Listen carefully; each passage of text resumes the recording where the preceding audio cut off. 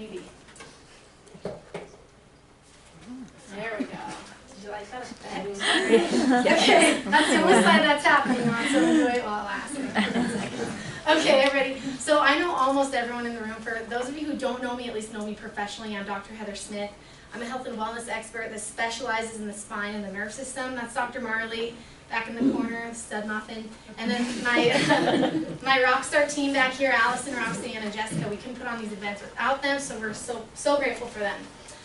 Okay, guys, so I'm going to do my best not to put anybody to sleep, but if I do, it's a really good sign to me that I'm doing my job because it's a sleep workshop, right? So if I catch you sleeping, I won't wake you up. But in all seriousness, who in here sleeps great? Like, who is confident to say, like, I wake up feeling amazing every morning, and I get great sleep at night, and I will vouch for Dr. Marley. He's out like a light and sleeps great. But most people don't. Most people struggle with either falling asleep, staying asleep, and some people struggle with both, okay? It's a real problem here, so that's why we're focusing on this tonight. We've had tons of our patients reach out to us and say, I need help on sleep, so this is for you guys, okay? All right, the first thing I want people to understand, though, that it's kind of a shift of our paradigm, is that sleep problems aren't really the problem, okay? So it's a body signal. So if we have sleep disorders like sleep apnea, restless leg, toss and turn all night, that's not the problem in itself. It's a symptom. It's your body talking to you that something's wrong, okay? So one thing we as Americans need to get better at is just understanding to listen to our body more and quit trying to shut it off all the time, okay? So if we're struggling sleeping, it's a sign something else is going on in the body, and we need to dig and find the problem. 2/3, 60% or more of Americans struggle with sleep. That's a lot of people. I mean, like, we're sleeping an hour and a half to 2 hours less per night than our ancestors were just a century ago, okay? We've started adapting the work harder, sleep less mentality, and is it getting us healthier or is it getting us sicker? I mean, are we sicker now than we've ever been, right? Okay, so you just know that for anyone in the room that does struggle with sleep, you're not alone, because, I mean, look at the room, it's filled up, right?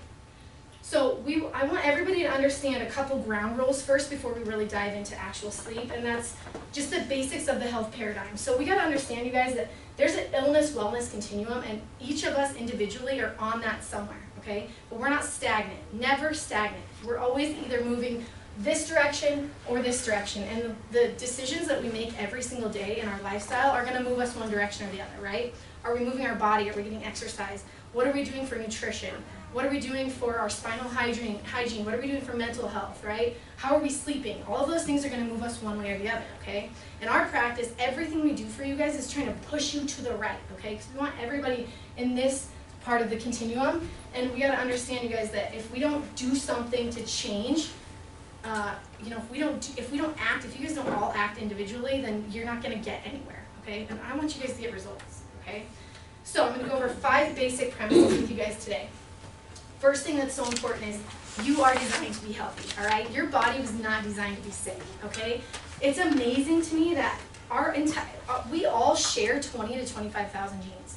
Like 10, 15 years ago, scientists used to think that that number was like way above that. They thought we had like millions of genes, and the more they study it, the more they realize that there's not that many genes, and our genome doesn't change either, you guys. We have the same genome as our ancestors had, okay?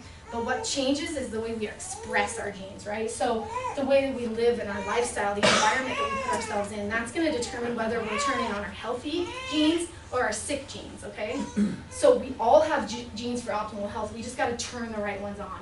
And literally, if we're expressing any sort of sign of sleep problems or sickness or illness, it's literally one of 2 things is going on in your body, a toxicity or deficiency, okay? So you're either getting too much of something and your body is showing signs of toxicity, or your body's begging for something and you're deficient, okay? So there's 2 things that can lead to illness. Number 2, your body's intelligent, okay? I mean, everyone's thought about, listen to that sweet little baby out there crying, right? She was literally formed between 2 teeny tiny cells, which I will say, guess anyone in here, don't cheat if you know what the smallest cell in the human body, in the human male body is? What's your guess? I mean, it's pretty obvious, right? It's the sperm. It's literally the very smallest cell in the human body. And the egg is pretty massive, ladies, all right? We got a big old cell. But those 2 tiny, tiny cells come together, and in 9 months, it's a breathing, you know, digesting, pooping, sleeping human being. It's amazing. That intelligence is just beyond anything that any of us can fathom. And then we realize it their first year of life too, right? We watch them like create reach these crazy milestones. They're starting to hold their head up, they're smiling, they're giggling, right? Then they start to sit and roll over, they crawl, and every single time any mom in the room or dad is like, yeah, it's amazing, right? And then what happens is do we think that intelligence just leaves our body, like once we're all our age? It's still there. You guys, our bodies are constantly trying to create homeostasis and trying to be healthy and reach milestones and create new neuron patterns. Like, that intelligence never leaves. So we don't have to think about any of this amazing stuff that our body does for us, which is super awesome if you ask me. All right, we just got to harness that intelligence more. Number 3, your nervous system is your master system of the body. So going back to babies, anybody know the first thing to develop in utero? Shout it out. Nervous system. Yes.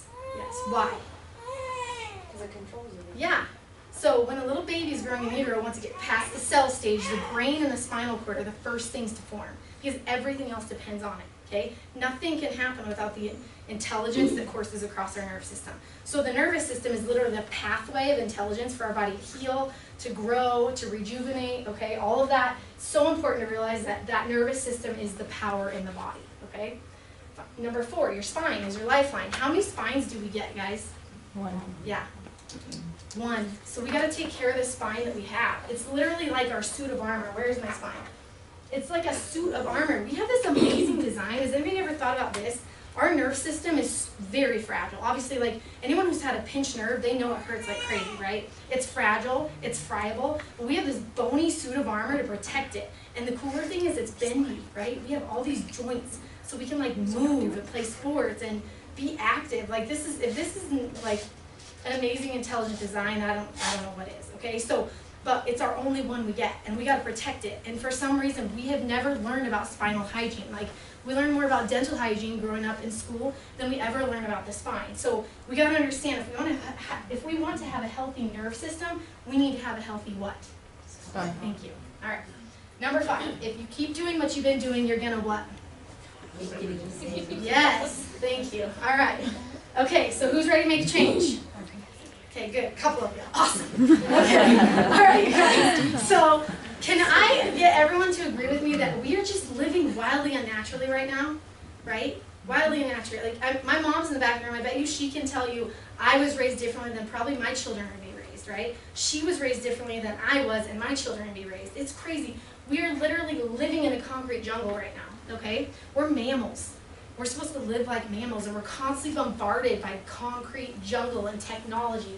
When I was a kid, we had one huge computer, okay, that sat in our home office that I didn't get to bring to my bedroom with me to lay down and watch vids or whatever I wanted to watch at night. And when I was on it, my parents said, you got 30 minutes and then it's curfew.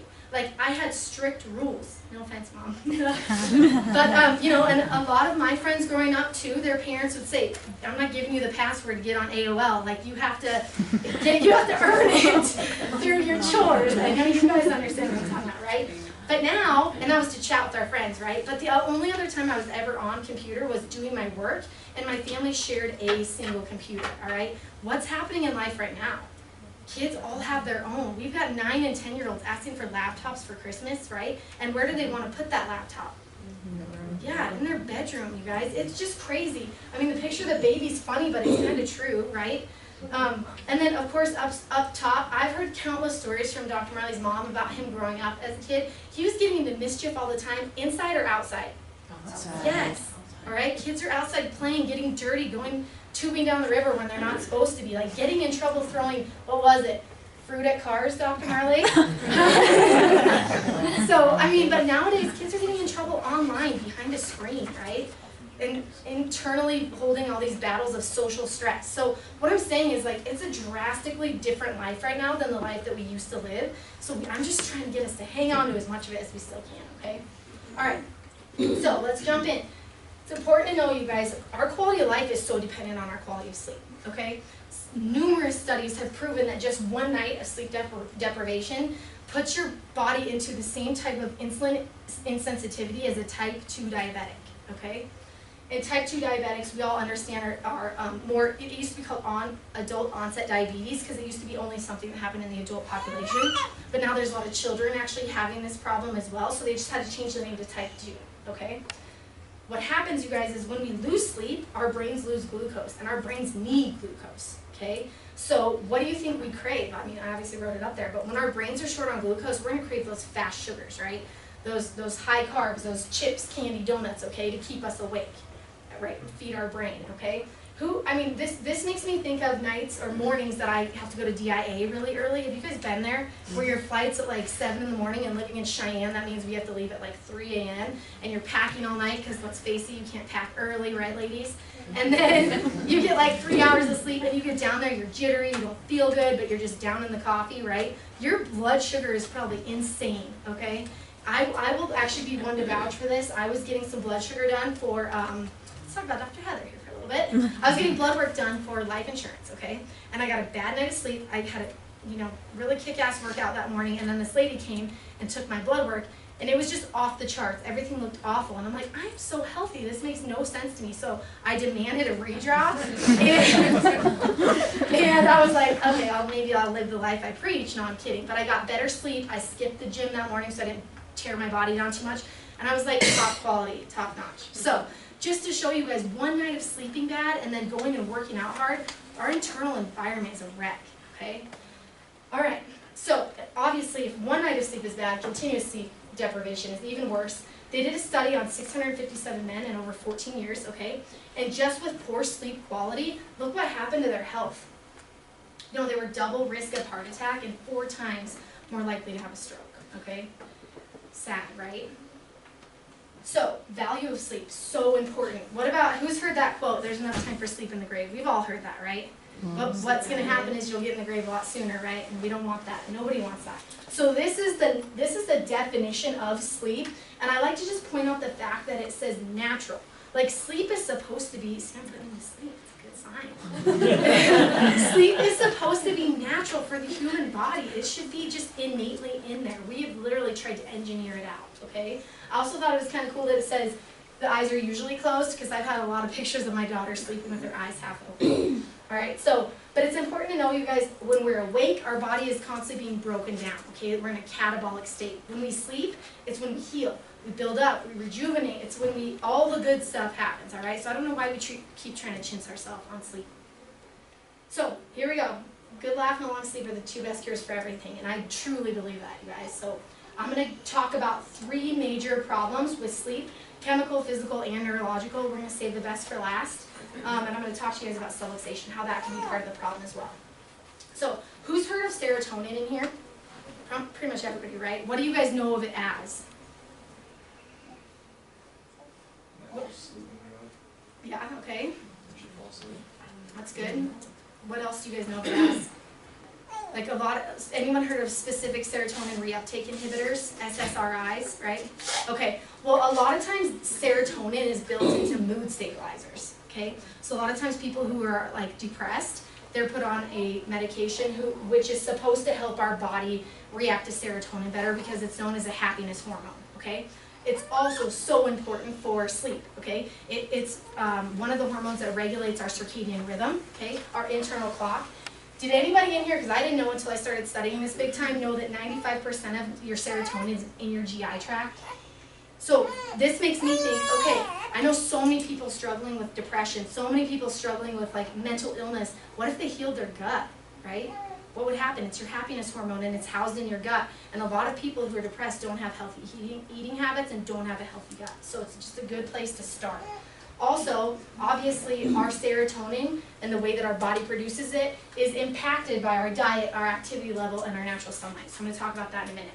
Melatonin kind of gets to be the star of the show because everybody talks about melatonin. I know tons of people take melatonin and they take it all the time as their sleep aid. And they think it's natural. I'm going to dive into that here in a little bit. What's important to know though, you guys, melatonin doesn't actually put you to sleep. Contrary to what we've all thought, it's actually it's a quality of sleep hormone. So it's supposed to boost your quality of sleep, not make you fall asleep, okay? And actually, melatonin and cortisol have an inverse relationship, which I'm going to show you guys right now because this is so important. So, 6 a.m., right, daylight's starting. So you're going to wake up, your cortisol is going to spike, all right? Cortisol should spike in the morning. I'm going to go over what's normal and then I'm going to go over what's common, okay? Cortisol should spike in the morning to get you through the day, get you jump-started, kind of get your heartbeat going and get your day going. But as the day shifts, your cortisol should really start to drop off, okay? When nighttime comes, it should be pretty low, and your melatonin should spike up, okay? So in a normal, healthy body, those should be completely inverse relationships, okay? If cortisol is high at night, guess what? We aren't tired, right? How many people in here hit that second wind at like 10 p.m.? Yeah, well, I know you do. I could call yours like 2 a.m. you hit a second wind, okay? So what that's a pretty good sign of is that your hormone levels are off, okay? Anybody in here know what controls your hormones? Come on, I'm a chiropractor, somebody. Yes, thank you. Your nervous system. Your hormones don't just have a mind of their own. They have to be controlled by the master system, right? So if your hormones are out of whack, your sleep's going to be out of whack, okay? And unfortunately, what we see in America, you guys, is cortisol doesn't even dip, you guys. People are hanging high in cortisol all day long and all night long. They're stressed out to the max, okay? I'm going to talk about cortisol actually next, so I won't get into that just yet. But one thing that's really important that I talked about just a few minutes ago is getting more sunlight. And I know this time of year it's super hard, right? Super duper hard, but they've done studies on office workers who have either window jobs or cubicle jobs, and it's insane. These people who just get to sit by a window for a little bit in the day get like 173% more sunlight, and they actually sleep on average 46 more minutes per night. Who would take 46 more minutes per night of good sleep, right? Sunlight, and the cool thing is, you guys, not just our eyes are photosensitive, but so is our skin. So even just getting some sun on our skin, it's really beneficial for your sleep patterns. So we need to try to get more natural sunlight and less artificial light. They say the prime time hours for sunshine for your body to absorb it properly and benefit sleep is right in the early morning hours, okay? 6 to 8:30 is when sunshine's the best on your skin, okay? All right, so a couple more things about melatonin. So this is awesome. Like, everybody can read these and be like, yeah, sign me up for that, because who wouldn't want any of that stuff, right? Less chance of cancer growth, less aging, right? I mean, there's like 20,000 potions for that, and you could just improve your sleep, and you would slow your aging down, okay? Improve insulin sensitivity, which is so important, thyroid function. I mean, all of this we all want, right? So it all starts with sleep, okay? Getting more sunlight during the day and not being in artificial light at night. So, who in here can answer for me? Is cortisol a good guy or a bad guy? What do we think? You guys, I fed you. You should be, you say good guy? Does anybody agree with him? Yeah. Yeah, that's true. So I'm going to say it's a good guy, but how it's functioning right now, how a lot of us function with our cortisol levels, it's turning bad, okay?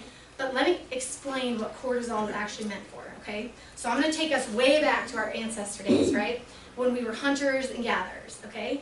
When we've got two divisions of our autonomic nervous system. Everybody stay with me here, okay? We've got the sympathetic nervous system, that's for fight or flight, okay? And we've got the parasympathetic nervous system, that's for rest and digest, okay? They're very different.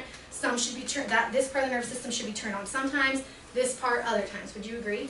Yeah. Okay, so our ancestors, when they were hunting and they heard something chase them in the woods, do you think their sympathetic nervous system turned on? Yes. Yes. And guess what's major controller of that? Cortisol and nervous system. I like where you're going with that. Okay, so cortisol spikes, right? And what happens is our heart rate increases, our pupils dilate because we're ready to fight, right? We're ready to either attack or be attacked. So what happens is all of our extremities get more blood flow so we can start running. We're just prepared for the battle. But we downregulate things like immune system because we don't need to fight infections when we're running from, what did they have back then, saber-toothed tigers, right? Okay, we don't need our reproductive system either when our cortisol's high. We don't need our digestive system, right? So our body is our body smart? Yes. Yes. So it's going to shut down energy to those other things that we don't need at that time. It'll ramp up energy where we do need it, okay? So we can all agree, cortisol is awesome, right? We need it for that. But can we also all agree that we live in a chronically elevated stress level right now, right? Whether it's social stress or financial stress or, fighting with our spouse about whose side of the bed is hotter, we're stressed out, okay? So what happens is our cortisol is constantly staying high, and that's just like a disaster for sleep, okay? So that's really what it comes down to, is until we can control our cortisol levels and get those under control, our sleep patterns are really going to suffer. What else is important with elevated cortisol is the fact that when we don't sleep well, guess what we do? We gain weight, okay? And where do we gain it? belly. Yeah. Anybody know why? This is really fascinating. I don't expect you to know, so I'm just going to tell you. Okay. Ancestors, think back to them, right? Saber-toothed tiger days. When they are, does anyone have any idea when they would have a chance to be chronically stressed out? Because keep in mind, remember, they didn't get chronic stress. They just had stress when they were time to fight or flight, and then they would rest and digest again. But when they were chronically stressed was times of famine, all right? So they had no food, right? They hadn't hunted something in who knows how long, they hadn't gathered. I've never lived back then, but they were starving, okay? So is the body smart or stupid? Right. So we start storing up, right, for a famine. So our bodies have been engineered to know that when we've got chronically elevated cortisol, we need to prepare for a famine and start storing fat, all right? And the best place to store it is around the belly, around the midsection. Isn't that amazing? Does that just like blow your minds like it blew mine? Okay, all right, so another reason that elevated cortisol leads to belly fat is because what did I tell you guys that we crave when we're tired? Carbs. Yes. Carbs. Totally, yeah. And carbs put us into fat storage mode, okay? All right, so just stating some obvious stuff here. Now this, I'm just gonna be brief with you guys, but it's just the one last reason that sleep loss, sleep deprivation, and increased cortisol make it hard to lose weight and actually make us gain weight, okay? We've got two really important hormones in our body. One tells us, hey, I'm full, stop eating. One tells us, I'm starving, I need some food, okay? When we're sleep deprived, and we just went through the cascade, I just talked to you guys about that hormonal imbalance, leptin is the hormone that tells you, I'm full, okay? It's downregulated. When we're tired, our leptin is not talking to us like it should. So it's not saying you're full, so guess what, we're hungry, right? Ghrelin is actually up, which is the hormone that says, I'm starving, feed me. So we've got a double whammy there. Leptin is downregulated, ghrelin is upregulated, and we're starving. So when we're tired, we just overeat. We just do, all right? It's something that's innately wired in our brain, and that's hard to shut off. So just keep that in your mind as well, too. It's just a perfect storm, okay? So I gave you guys worksheets, and I love it because I usually hand out like a very fancy thing that's all filled in, and I was like, I'm gonna make these people write some notes. Because if you write it down, it'll stick better. And I'm really challenging you guys all, please implement at least one thing. One thing, because out of everything I'm gonna talk to you about, I guarantee at least one of them right now is doable. And that's why you're here, right? It breaks my heart when we put on workshops for people, and I see that person a month later and ask them, how's it going? What have you changed? And they're like, yeah, I haven't got around to it yet. It breaks my heart, because that's the reason I'm here, is to help you guys, all right? So change something, all right? Let's get the best sleep of your life. So number one is sleep routine, okay? Our bodies love routines, okay? The human body just does. We crave habit, all right? Same with your chiropractic adjustments. For those of you who are patients in here, you guys understand why we adjust you in a rhythm, right? We set that up because your body craves a pattern. It likes to be adjusted when it's supposed to be adjusted. We go to the gym in a pattern, right? If you guys went, Brittany, if you went to the gym once every 12 days, would you get much benefit from that? No, and your body, every single time you'd be super duper sore afterwards, right? Your body would never adapt. We crave the pattern, okay? So we need to create a pattern for our sleep, all right? So my best recommendations here is go to bed and wake up at the same time every day, within at least 10 to 15 minutes. And try not to vary that too much on the weekends, because that's just gonna throw you off through the week, all right? Aim for 7 to 9 hours. I'm gonna talk more detail about that just in a minute here, but get the right hours. Stacy, this is for you. The money time for sleep is 10 p.m. to 2 a.m. That is when we get the most beneficial hormone release. That's when we get the best release of melatonin and HGH, which means Wyoming is rocking it because they go to bed at 10:02. All right, but HGH is human growth hormone, and that's really important for anti-aging and regeneration and decreasing in cancer cells, everything like that too. So that is literally, according to the way the earth spins and our circadian clocks, our bodies produce those hormones best between 10 and 2. So if you know people who sleep from 1 a.m. to 9 a.m. and still feel exhausted in the morning, they're missing the money time, man. They need to back their hours up, because they say, I'm getting 8 hours, doc, but I'm exhausted. They're not getting as reparative time, okay? So scoot it back a bit. Also, cool down the bedroom, okay, guys? I guess couples might fight and some people might like their bed hot, but my best recommendation, honestly, is to cool it down, okay? Our bodies don't like to sleep when it's hot, and that's gonna wake us up and make us toss and turn, okay? So the best temperature, honestly, what I've found in studying sleep is between 60 and 68 degrees. Because you guys, we're supposed to be like snuggled up. You're supposed to be like next to your spouse, maybe, if you like to cuddle, or wearing, you know, like put a big blankie on, like get cozy and comfortable, all right? Make your room a little bit colder than you're comfortable with, and it should improve your sleep, all right? Avoiding the second win at 10 p.m., which is why I like people to get to bed a little bit before that. And then here's the really cool thing, and it shows down here. The average sleep cycle is 90 minutes, meaning from the time that you lay down and you start to get into that sleep to where you get your really deep sleep and then your REM sleep, and then you're kind of jostled and awake a little bit and get into another 90-minute sleep cycle. So what the research has shown is instead of aiming for 8 hours of sleep, we should actually aim for something along that 90-minute spectrum. So for instance, like 7.5 hours or 9 hours would mean you don't wake up in the middle of a sleep cycle. This is huge, you guys, because people who get 8 hours of sleep every night, but they wake up in the middle of this where they're just getting in their deep sleep, they feel groggy and just crappy in the morning. And they're like, I got 8 hours, but I'm not ready to get up. So I'm going to challenge everybody, shift it to either 7.5 or 9. So if you're like somebody like my husband who literally is sleeping within 2 minutes of laying down, he knows that he's going to get 7.5 hours from, 5 minutes ahead from when he laid down. He can set his alarm for that rather than just aiming for 8 or aiming for I wake up every day at 5. Let's really strive for that, to wake up at the end of a sleep cycle, okay? That's huge. That's going to help a ton. And then just realize too, you guys, overnight shift work, so I don't know if I have any nurses in the room or first responders. If so, thank you for what you do. I realize it's hard, and I also realize these people are putting their health at risk to protect our lives. They're up at night and then sleeping in the day, completely confusing their brain. It's really sad. Somebody's got to do it, but we got to understand they've actually classified shift work as a class 2 carcinogen, which is pretty crazy, all right? You can see if Dr. Miley can work some magic with her. Do some dancing. He's a baby tamer. Get her out. Okay, all right, so this is huge. Everybody don't throw tomatoes at me. This is going to be one to piss you all off because I understand. I have struggled with this too, all right? I'm a mom of 2 young girls and I work all day. So like my kids get to bed and I'm ready for some me time. I either want to maybe watch a show or surf my phone and see what my friends and family's up to on Facebook. But guess what that does to my sleep? Terrible things, all right? So the first thing with this is we all gotta admit it. Yeah, I'm addicted to a device. We all have to get there first before we can ever change it, because too many of us want to be like, no, I can still check my Facebook right before bed. I'm gonna explain. How many people have been camping? Like to camp is we're from Wyoming, I should hope. How many of you had campfires, right? We all love sitting around a campfire, right? Does it kind of make you sleepy though, looking at that orange light, kind of drown you out a little bit? All right, awesome. There's a spectrum of light. One side is that reddish orange color, one side is that bluish color that comes off of our phone. Studies prove that reddish orange lights are good for sleep.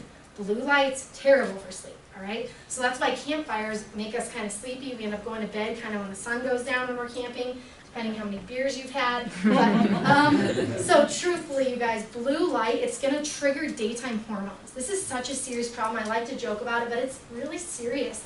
It's disrupting our circadian rhythms. I can't tell you guys how many people I have seen post on Facebook, the night before, I'm checking the Facebook the next day, and I see a post at 3 a.m. oh, I can't sleep. They're surfing. They're posting a status about the fact that they can't sleep, which means they're on their phone and they're saying, sleeping pills, please kick in. I see this status and it's just that's why you're not sleeping, right? It's a vicious cycle, all right? Because we're bored, so we surf our phone. I'm going to challenge everybody to stop doing that, okay? We're addicted. When we get on our device, a little hormone is released called dopamine. Dopamine's just the chemical that's released when we crave something, all right? So when we like something, it's a pleasure hormone, all right? How many people have checked Facebook and said, I'm going to be on it for 2 minutes, and actually is off of it in 2 minutes? I know I haven't, right? You have? You go, girl. Oh, you don't do Facebook. Okay. But most times people will be like, I'm just going to check real quick. And before you know it, you look and you're like, geez, I've been on this thing for 10 minutes, right? Because it gets, our brains crave more feedback. Those phones are giving us constant feedback. We all know that devices are addicting, but we don't like to admit it for ourselves. We'll admit it for our kids, right? But I'm challenging you guys here, all right? So shout out ideas at me. What else can we do before bed besides phones? Shout them out.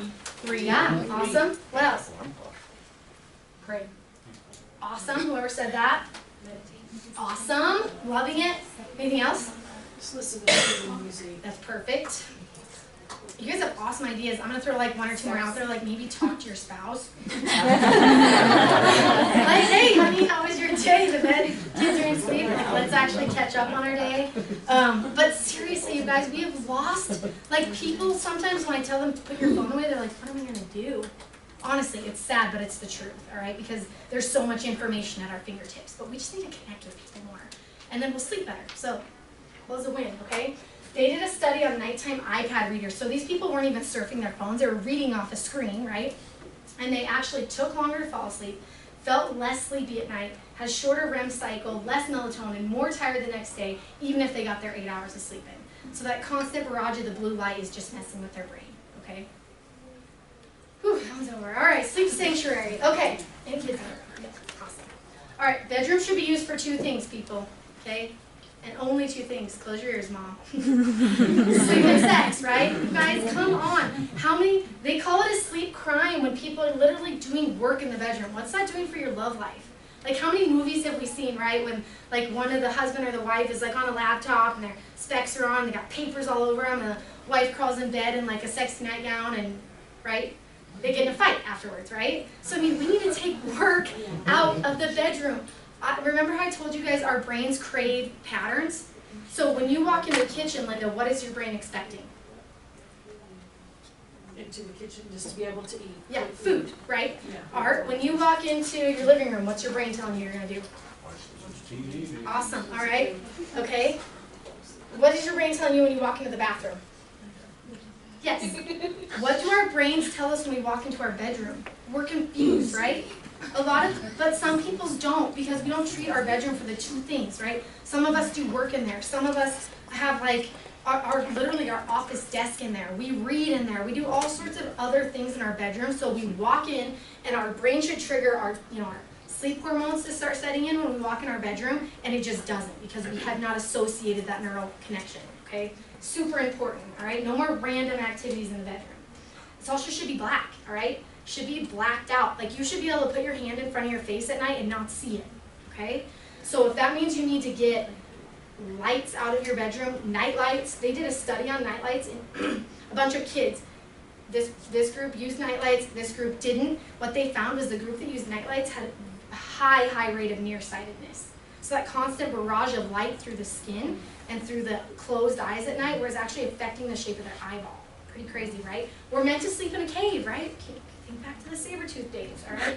So also it's important to know that masks don't do the trick, because even if you cover your eyes, that's great, but your skin's photosensitive, meaning that it actually detects light and creates, it'll react to that and start some hormone shifting you away from nighttime into daytime, okay? So you can't just cover your eyeballs up, all right? And then alarm clocks, what I'm gonna recommend you guys is put them in a separate room. There's 3 things: separate room, get rid of them, or get one with a red light or a dimmer. All right? If your alarm clock is lighting up your bedroom like the Vegas Strip, it's too bright, okay? Honestly. So get it out of your room. And same thing with your phone. Put it away from your bed. I forgot to say that with the devices, but like, don't have your phone just at your nightstand, okay? Just get it out of there. Even if you use it for your alarm clock, which I do, I literally put it on the complete opposite side of my bedroom, turn off notifications, and set it for just an alarm, okay? I'm telling you guys right now, once I started implementing the darkness in my bedroom, I already sleep better. Because I don't really mind. I didn't think I minded sleeping with like the starlight where I could see out my windows, but I've changed it and I've already started sleeping better. So, exercise, super important. I see a lot of people here that I see at the gym. I love it because they already know this. But exercise is so important, you guys. It's so important. It's literally essential. It's an essential thing that we've engineered out of our body, all right? Engineered out of our life. They did a study.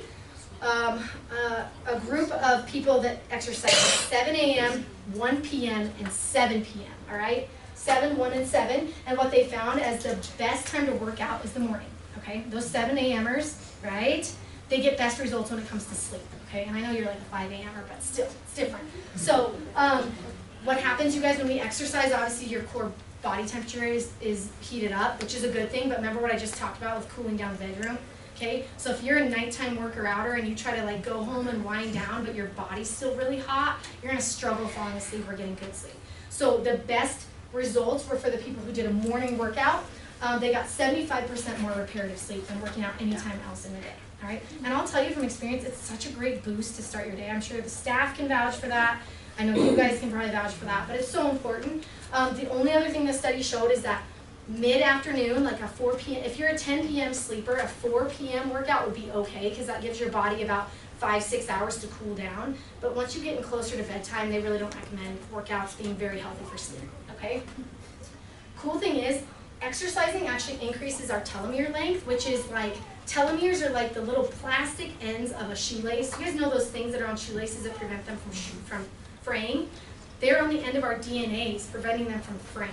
All right, so we want those because those are anti-aging. As soon as our telomeres start disappearing and fading out, and our DNA starts fraying, we look old fast. Nobody wants to look old fast. So get good exercise, good sleep. They go together like peanut butter and jelly. And I honestly recommend lift weights. Okay, we can't just be doing cardio or walking, pushing a stroller. Like, we were engineered to lift heavy things, and we need to continue to do that. Tons of good research about how lifting will improve your sleep, not just cardio, but lifting, okay? It's essential to being the healthiest version of yourself, as is chiropractic, which I'm going to talk to you guys about in a little bit, all right? Exercise on the days that you eat, and find a really good, I just breezed over that, like, you guys should know that, right? Only on the days you eat. Find a good accountability partner. I think most people struggle here because they find somebody that's like struggling too, and they're like, let's go to the gym together, right? But neither of them are fully committed, and then they both just, right? You need to find somebody that's like a badass warrior in the gym that you know is going to hold you accountable to be there every day and do it, okay? And then I'll call you and yell at you if you're not. That can be an accountability partner too. All right, number 5, heal your gut. We've talked a little bit about serotonin and about the importance of the gut. This is not by any means a food workshop, so I'm not going to make it a food workshop, but by healing your gut, you guys can improve our sleep, all right? The gut has been called the second brain for a really good reason. It's got such an intimate relationship with the brain, okay? There's 100 million neurons in your gut. Did anybody know that? It's amazing. Neurons are brain cells, all right? And there's 400 times the melatonin produced in the gut than anywhere else in the body. Remember, we already talked about serotonin, all right? The vagus nerve is one of the 12 cranial nerves. It's the one so important for supplying our abdomen, our digestive organs. It goes down into our belly, if you will, okay? So important, and this is super cool. The scientists have actually found that 90% of the fibers that make up the vagus nerve are carrying information from the gut to the brain. Most situations, the nerves carry more fibers to the body, all right? Does that make sense to everybody? So the vagus nerve is actually carrying more information from the gut to the brain than the other way around. So literally the gut's calling the shots when it comes to our brain, okay? So if our gut is healthy, sending good healthy signals to the brain, that's a good thing. If our gut is in dysbiosis and we have a bunch of digestive problems and we're not eating healthy and we're hopped up on sugar, that's the feedback we're getting to the brain, okay? We don't want that, all right?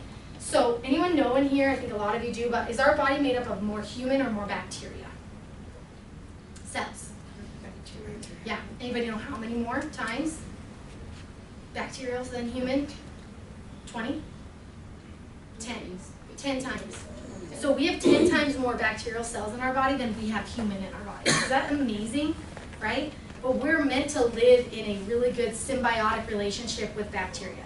It's, you know, if we've got a good, healthy relationship, that's a good thing. But when we start letting bad bacteria overtake our body, that's when we get sick. That's when we get ill. That's when we have, you know, all sorts of other problems that our body signals. So we need to learn to live in a good relationship with bacteria, okay? And these are just my best things to say, you guys, avoid these. So agricultural chemicals, you guys, the word sides, or that little phrase sides, literally means to kill, okay?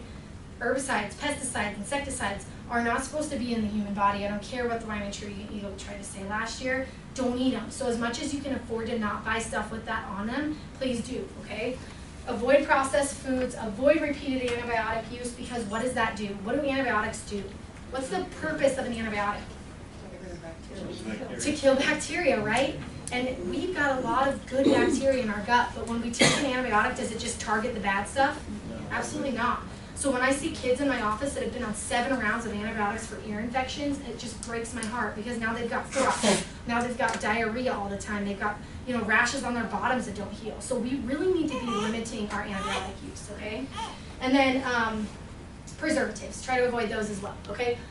Obviously, antibiotic use has a role, right? There's a reason we need those things. It's when we start using them haphazardly that there's problems, okay?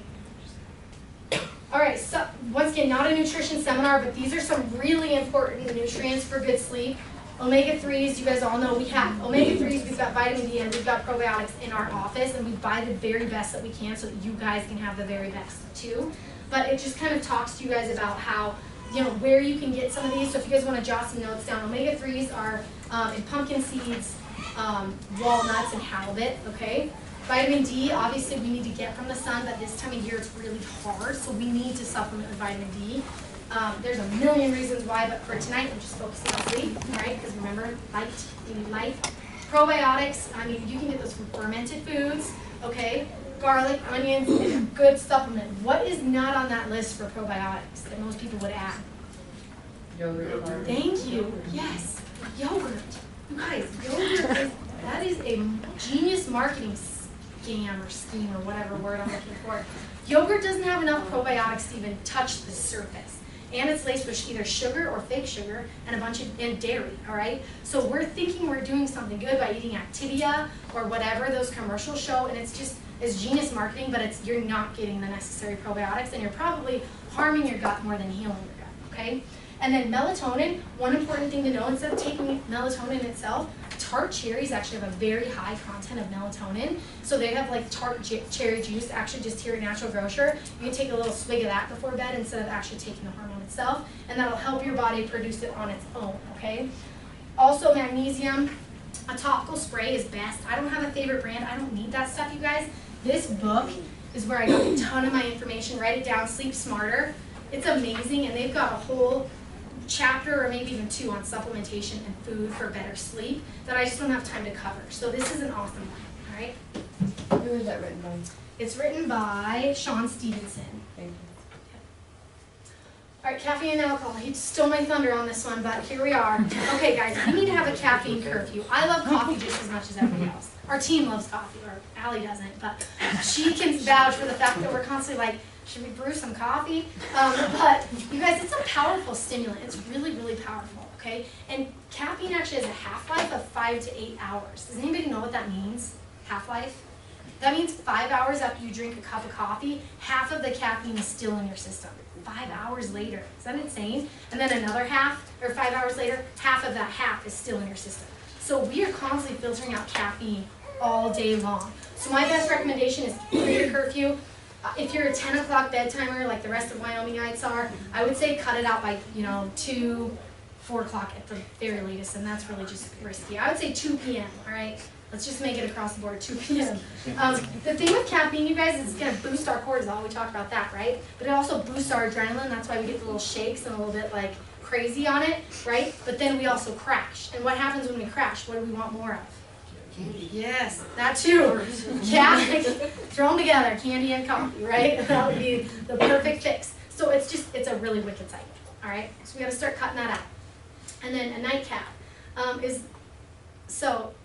this is tricky because people say, having a drink at night literally helps me fall asleep faster. And the research does prove that that is true, okay? You do fall asleep faster, but you get good quality sleep. You actually don't, okay? Here's the reason why. Number one, depending on how many is your sleep number, 7 beers, 6 beers, depending how many of those you have, you guys will have to urinate in the night, right? So you're waking up, tossing and turning, and then you realize, I gotta go to the bathroom, so you get up, you go potty, go back to bed, and it might happen even again, okay? Not only that, but your liver is constantly processing that alcohol that night, so it's working hard, and that's gonna wake you up. Your body's not in a restful sleep state, all right? So the moral of the story is if you need to drink alcohol, drink it in the day. Right? Okay, or just don't. Doctor recommended. Yeah, definitely. Don't quote me on that. Okay. All right, and then finally, you guys, we need to really focus on food first, supplement second. We live in a world that wants instant gratification. That's just the type of people that we are, right? We want something fast, and we want it when we want it, okay? So we're like, oh shoot, if I just take a supplement for that, give it to me, right? If I could take a pill for that, give it to me. Unfortunately, that's not the best way to live, okay? So I really want to focus with you guys. Heal your gut first, listen to your body, and don't start taking things that you're going to be eventually dependent on, okay? I know a number of people, I could spew off out loud to you guys right now, I won't, who are dependent on melatonin, all right? And their children are too, all right? So melatonin was originally designed to be a very short sleep aid. So if you travel to Hawaii and you came back and you have wicked jet lag, you take it for 2 or 3 nights and reboot your circadian rhythms. That's what it is literally designed for. Okay, 2 or 3 night spans and not very often. But what we have resorted to is we're taking it constantly, all right? There's so many people who literally take it every single night before they go to bed and they can't sleep without it. But what happens is the little dose they started with doesn't work anymore, or does our body get used to that, right? So we up our dose, right? And then we up our dose. And then when we're constantly getting this synthetic hormone of melatonin, our body stops producing our own because we realize we've got all this free-flowing melatonin, okay? So we're tricking our body to not produce it itself. It's really silly, all right? We're creating a problem. Not only that, but it's a hormone, you guys. And ask any lady in this room, hormones can make us crazy, right? So why would we be taking hormones on the regular when we know what it can be doing to our body? So safe supplementation, once again, in Sleep Smarter, you guys. You will not regret that book. It's amazing. It's really, really good. Okay, so he covered a lot as far as what the products that Sleep Number has for, you know, positions, pillows, beds, anything. And I kind of agree with him 100% actually that there's no one size fits all. Okay, individuality is so important when it comes to sleep. So I'm going to talk to you guys about all 3 options because we've got back sleepers in the room, I bet. We've got side sleepers, and even though you don't want to tell your chiropractor, some of you are stomach sleepers, right? So we're going to talk about how to do it all safely. Most important thing, though, is to maintain our spinal integrity. He even talked about that, okay? And I just want to challenge everybody in the room. We spend 1/3 of our lives in our bed, and we spend more money on our car, way more money on cars. We do cars all the time. We don't ever spend money on beds or on pillows. We gotta realize that. We gotta fork up some dough for that if we want our health, okay? Honestly, we spend a lot of time there. So, okay, backs. I should have brought like pillows, but I didn't. So you guys gotta listen up. So if you're a back sleeper, 1 pillow suffices as far as for our neck and our shoulders, okay? You can always put a pillow underneath your legs as well. But as far as here, you want to put that pillow literally down across your shoulders. You don't want it resting here and kind of jutting your head forward, okay? You want actually the top of your back to be on the base of the pillow, the bottom of the pillow. Does that make sense? I have a whiteboard here. I can draw you guys pictures if you want to see. So, not if you get that. On the base of your shoulders, not up on your head, okay? Also, thank you, Jen. You can put something under your knees if you struggle with back pain, okay? Propping your knees up a little bit does help with back pain. That's probably why they started elevating your feet, okay? If you're a side sleeper, I actually recommend 2 pillows, all right? But not stacked up. Not in the form that we all like to just stack our pillows up and crunch and lay on, okay? I recommend 1 pillow that fits your width between your shoulder and your ear, okay? And they could probably size you for that, all right? And then I recommend another pillow for you to literally kind of hold on to. Because one of the problems with side sleeping with shoulders, you guys, is that we don't have anywhere to put our arms, right? And then they just flop over and then they hurt, okay? So I recommend literally a pillow under here and a pillow right here to kind of snuggle up to, okay? Like when you were first in love with your husband and you actually wanted to hold his chest, okay? Pillow, all right? The other thing we can do with that, you guys, is either a pillow between our knees or stagger the knees and put a pillow underneath for that front knee to rest on. You don't want your spine to twist them. Everybody say yes if you heard that. Yes. No twisting spine, okay? Yes. All right, okay. And then finally, if you're a stomach sleeper and that's how you get good sleep, let's just do it safe, okay? So 2 pillows again for stomach sleeping. I want 1 under your chest and 1 under your head. So instead of you lying down at night, your head's in massive extension and just your neck, I want your body propped up too. Say yes if you get that. Can we all do that? Honestly, like how, doesn't that sound comfy to just lie a pillow here, put a pillow here, and then you're still on your belly, you'll still get good restful sleep, but you're not damaging your neck, you're not creating any problems in your discs, and you have pretty well good alignment there, okay? Everybody's good with those sleeping positions? All right, I'm challenging everybody. He said his bedtimes are like, what did you say? Your beds are how much of a warranty? 25 years. Okay, so in Sleep Smarter, they recommend a new bed every 7 to 10 years, all right? So they obviously don't study Sleep Number beds, but I'm gonna challenge you guys, when your beds wear out, it's time to get a new bed. Patients day after day come in and say, Doc, I don't know, you think it's my bed? How old's your bed? I don't know, I got a second hand. Yeah, it's probably your bed, okay? So let's invest in some good beds, all right? Okay, favorite part. Everybody, shake your hands out. You're ready to hear about the spine. This is my favorite, okay? All right, so all of this is super important, obviously. So important to get better sleep. But remember how I said implement 1 thing, right? And there's a couple people in this room who have not had their spine checked. So I want to explain what chiropractic is, what we do, and I want you all to understand how the nerve system's the master system, so you can chase hormones, chemicals, trying to balance out cortisol, all day long, but if your nerve system is wreaking havoc and it's the master system, you're never going to get exactly how far you want to get, okay? So the most important thing to know, obviously, as Teresa kindly told us, is that the brain and the spinal cord are the first thing to develop in utero, right? Because everything else depends on them. I told you guys, we have this beautiful design of a spine that's a bony suit of armor that keeps it safe, okay? The way the body works is the brain is constantly communicating to the body through the nerve system. Remember, I talked about how the intelligence courses across the nerves, right? And the body is constantly talking back to the brain. We talked about how the gut is 90% of the fibers of the vagus nerve go up to the brain rather than down to the gut. But these nerves that you guys see coming out here are like highways, okay? Pathways of communication. So when our spine is in good, healthy alignment, we don't have any problems, any signs of misalignment, there's no nerve interference, we're gonna function well, okay? Our nerve system's gonna be functioning at its best. However, there is a condition known as vertebral subluxation. All of our patients have heard that in here. What that is a misalignment of the spine, a joint space, sometimes multiple spots in the spine, okay? What happens there, you guys, is initially we might not feel anything at all, okay? But eventually your body is smart or stupid? Smart. So it's gonna give you a body signal, right? Sometimes it might be back pain, but sometimes it might be something else, like sleep problems, like restless legs. A lot of times we find restless legs with a problem in the lower lumbar spine, the sacrum, or the pelvis, okay? People who toss and turn all night because their back hurts. A lot of times it's a problem in the thoracic area. Sleep apnea, huge problem in the cervical spine, okay? And what I mean by problem is a huge subluxation problem in the cervical spine, okay? Why that's important, you guys, is going back to that subluxation. That nerve root doesn't just supply your back, does it? No, it goes out to supply every, very important things. For instance, say this was your T8, it's supplying your spleen. Super important for blood cell formation, immune cell functioning, okay? So every nerve has a purpose, and when that subluxation is there, that nerve is just not functioning properly, okay? So as chiropractors, what we do is we assess the spine, we look for areas of subluxation, and we see, can we correct the spine, open up that nerve channel, and allow that communication to flow more readily so that your body can heal itself. Does everybody understand that, okay?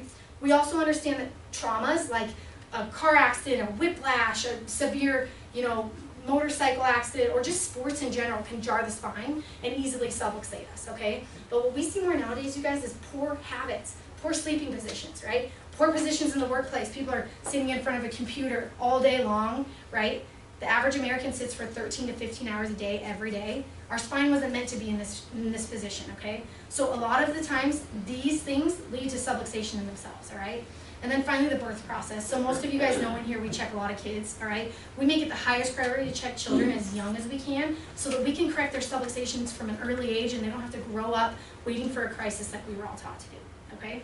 All right, so when we have a subluxation in our spine, what happens is that bone gets jarred out of its normal healthy alignment. When that happens, you get soft tissue damage, all right? We've talked about that. You get inflammation around the nerve. And then the body's really smart. It says, this is not right. So it starts muscle spasming and splinting that area to protect it, okay? And then that joint is stuck that way because the muscle's spasmed and you feel a little knot and you say, something just doesn't feel right back here, okay? That in itself, that subluxation pattern triggers the stress response. And the stress response is the increased cortisol that we've talked about. So not only does the subluxation itself create physical stress in your body, but it's creating a stress response of an increased sympathetic nerve system constantly. All right, so could that be your sleep problem? Maybe, okay? So we can't forget to look at the spine for the cause of disease, right? Hippocrates said that, and it still holds true to this day, okay? All right, you guys, so finally, I'm just gonna show you guys this slide. It's really, it depends on the case, but we do see great results with cases all like this. If you guys think about it, sleep apnea, we have a teeny spot to breathe out of when we're lying down at night, okay? For people who have a high inflammatory diet, or drink too much, or smoke, and get their bodies full of inflammation, that little teeny tiny spot is getting smaller and smaller because it's inflamed and swollen, okay? And then they go lay down at night, instant snoring, right? When people cut that stuff out of their diet, clean up their lifestyle, their sleep apnea goes away, okay? Their snoring goes away. So it's not always a, like, I have sleep apnea. It's something we've kind of forced ourselves into, all right? But we do see subluxation patterns with sleep apnea in our office. We see it with thoracic outlet syndrome, people who just cannot get comfortable, their hands go numb at night, right? They wake up and they can't feel their arms, okay? And then restless leg syndrome, I've talked about that too, but nobody can explain restless leg syndrome. Nobody. Like, we don't know what's going on, we'll throw a drug at it, okay? Chiropractic can explain what's going on, all right? Okay, so I want to show you guys this because it's my beautiful little girlie sleeping soundly. And this is Quinn, and that's Nora. They're the reason that we do what we do because we want to raise a better future, you guys. So I have a special offer for